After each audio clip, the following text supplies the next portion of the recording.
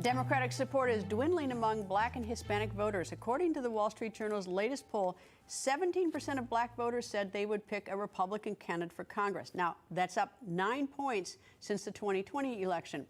Meanwhile, among Latino voters, Democrats now have a 5-point lead in this midterm cycle over Republican congressional candidates.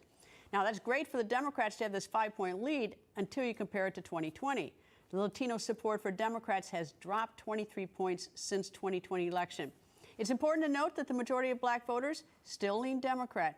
But this slight shift could impact key swing states tomorrow. And what is driving this among Black and Latino voters?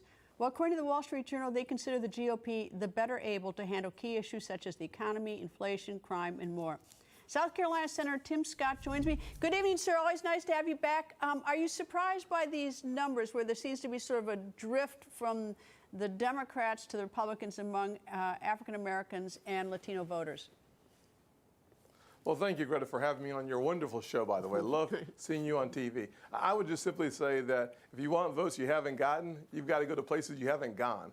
And that's what the Republican Party has been doing for the last couple of years, going places that we hadn't gone in recent history. So you think about the fact that African Americans, Hispanics, Asians, and the majority population all see the economy as the #1 issue. Crime, a really important issue. Inflation, gas prices, these are basic issues that every single cohort of Americans agree upon. I also created the opportunity ticket, so we have more diversity in our candidates than I've seen in the history of the Republican Party. Think about people like Herschel Walker, Myra Flores, John James, Wesley Hunt, Michelle Steele, Young Kim, Ashley Henson, all parts of the opportunity ticket where we will present and then elect more African American Republicans this cycle than we've ever had serving in Congress at one time together. Same is true for Hispanics and Asians. The issues are right, the candidates are right. America is ready for the great opportunity party.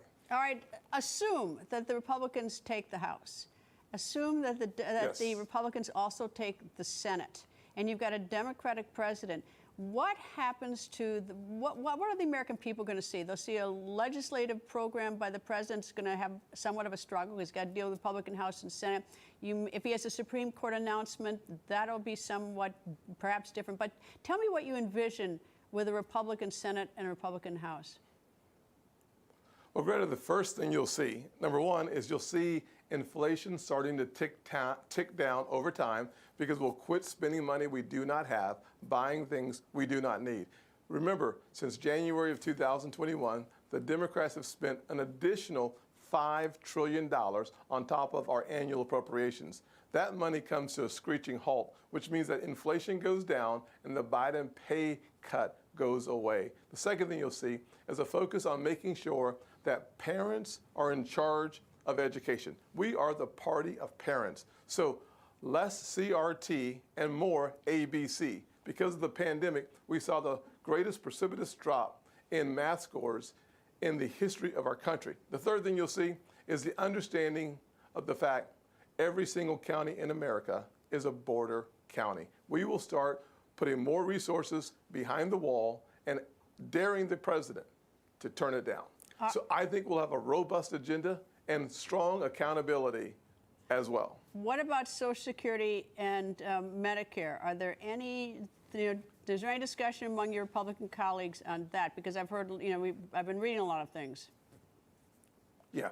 Unfortunately, Greta, the Democrats led by the previous president and President Biden, both President Obama and President Biden, both have been trying to scare people into voting for Democrats, literally using scare tactics. Listen, our country spends over $1 trillion on Social Security today, about $850 billion on Medicare. Those dollars are secure. We need to make sure that every single senior in America knows we will honor the commitments we made to them, period, full stop. The scare tactics must come to an end. They won't work, they haven't worked, and we will continue to fund our nation's priorities. Senator Tim Scott, nice to talk to you, sir. And it's, as I say to all the guests, it's going to be a wild ride tomorrow. Thank you.